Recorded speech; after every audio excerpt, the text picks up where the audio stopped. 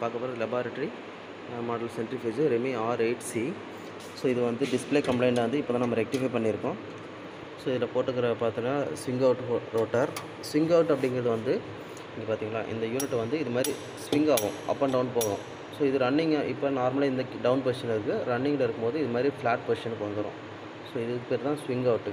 Angle holder அப்படிங்கிறது என்னென்னா, இந்த ஆங்கிள் இருக்குல்ல ஒரு 60 டிகிரி அப்படின்ட்டு, இந்த டிகிரியில் போட்டோம்னா இதே பொசிஷன் அப்படியே தான் இருக்கும், அப் டு லாஸ்ட் வரணும். ஸோ அது வந்து இது மாதிரி அப் அண்ட் டவுன் மூவ் ஆகாது, அது ஃபுல் அண்ட் ஃபுல் சாலிடாக இருக்கும். ஸோ அதுக்கு பேர் வந்து ஆங்கிள் ஹெட் ரோட்டர். இது வந்து ஸ்விங் அவுட் ரோட்டர். ஓகேங்களா? ஸோ இதை லாக் பண்ணிட்டோம், இன்ஸ்ட்ருமெண்ட் ஆன் பண்ணுறோம். ஸோ இதுதான் வந்து டிஸ்பிளே யூனிட்டு ஒர்க் ஆகலன்னு சொல்லிட்டு கம்ப்ளைண்ட் வந்து இப்போ அதை ரெக்டிஃபை பண்ணியாச்சு.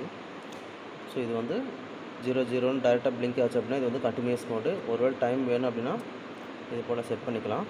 செட் பண்ணும்போது டைம் என்ன பண்ணணும்னா, நீங்கள் இந்த மாடல் பேசிக் மாடல் சென்ட்ரிஃபியூஜில் என்ன பண்ணணும்னா, இந்த ஆர்பிஎம் வந்து ஸ்டேபிளாக ஒரு செட்டில் ஆகிறதுக்கு முன்னாடி எடுக்கிறதுக்கு பார்த்தீங்கன்னா ஒரு 2 to 3 minutes டைம் எடுக்கும். ஸோ நீங்கள் centrifuge time plus settling time ரெண்டையும் ஆட் பண்ணி ஓவராலாக பார்த்தீங்கன்னா ஒரு 10 minutes அப்படின்னா 10 to 12 இல்லை 10 to 13 அந்த மாதிரி டைமிங் வந்து நீங்கள் ஃபிக்ஸ் பண்ணணும். ஓகேங்களா? ஸோ இப்போ வந்து கிராஜுவலாக ஸ்பீட் இன்க்ரீஸ் பண்ணலாம்.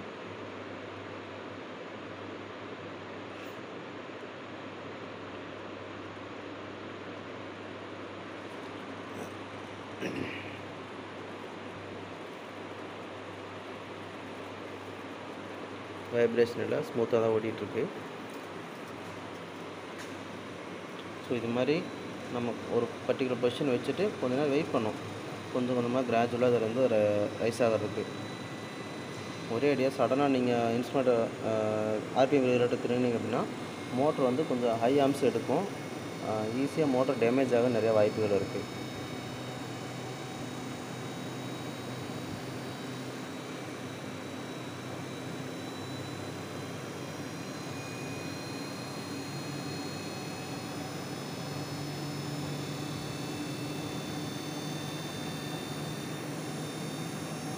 இது மாதிரி கிராஜுவலாக கொஞ்சம் கொஞ்சமாக கேப் விட்டு தான் ஸ்பீட் ரைஸ் பண்ணணும்.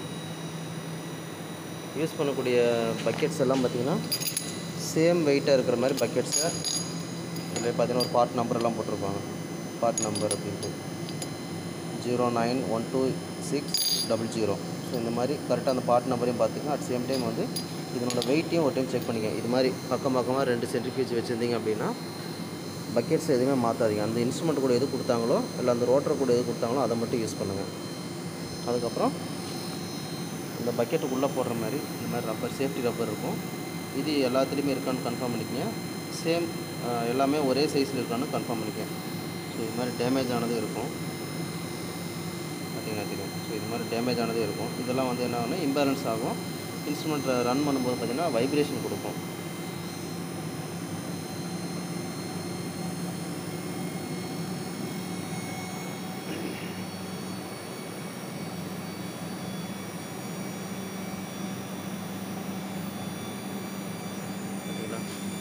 பக்கத்தில் வந்து ஒரு சிஸ்டானிக் இது பழைய model 118 ஸ்பெக்ட் 4 holder model. 4 holder UV visible, நல்லாயிருக்கும். இன்ஸ்ட்ருமெண்ட் ஆப்ரேட் பண்ணுறதுக்கு, ரீடிங் எடுக்கிறது எல்லாமே சூப்பராக வரும்.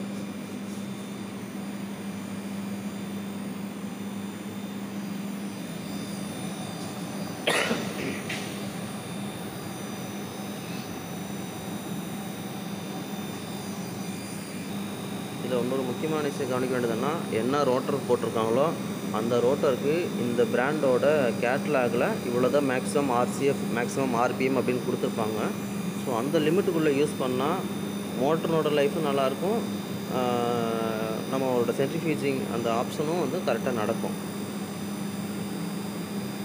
ஏன்னா இதெல்லாம் 16 to 15 ml பார்த்திங்கன்னா ரொம்ப ஹெவி லோடு இருக்கக்கூடிய ரொம்ப செம வெயிட்டாக இருக்கும். ஸோ அப்போ அதுக்குரிய RPM தான் அது கொடுத்துருப்பாங்க. நம்ம அதே மாரி எக்ஸ்ட்ரா RPM ஃபிக்ஸ் பண்ணும்போது தான் நம்ம வந்து மோட்டர் டேமேஜ் ஆக வாய்ப்பு இருக்குது. ஏன்னா அது வந்து அது எக்ஸ்ட்ரா லோடு மாதிரி. ஸோ பார்த்தீங்கன்னா தெரியும், 4 minutes சம்திங் செட் பண்ணியிருந்தேன்.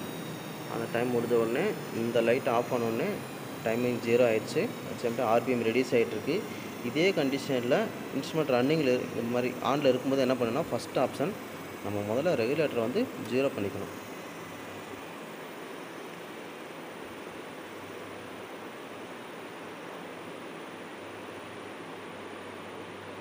ஜீரோ பண்ணதுக்கப்புறம் இந்த ஆர்பிஎம் இண்டிகேட்டர் வந்து 00 வர வரையில் வெயிட் பண்ணணும்.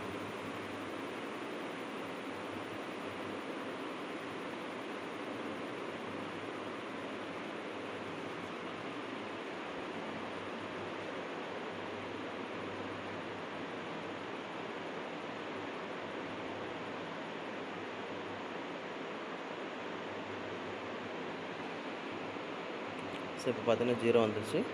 இப்போ நம்ம வந்து இன்ஸ்ட்ருமெண்ட் ஓப்பன் பண்ணலாம். அவ்வளோதான். ஸோ இப்போ வந்து சாம்பிள் எடுத்துக்கலாம். ஸோ இதில் பார்த்தீங்கன்னா இந்த type of certificate tips, glass tips use பண்ணலாங்க. ஸோ இது உள்ளே போடுறதுக்கு முன்னாடி இதுக்குள்ளே தான் வந்துட்டு உங்களுக்கு இந்த சேஃப்டி ரப்பர் இருக்கும். இந்த சேஃப்டி ரப்பர், ஸோ இந்த சேஃப்டி ரப்பர் உள்ளே இருக்கும்.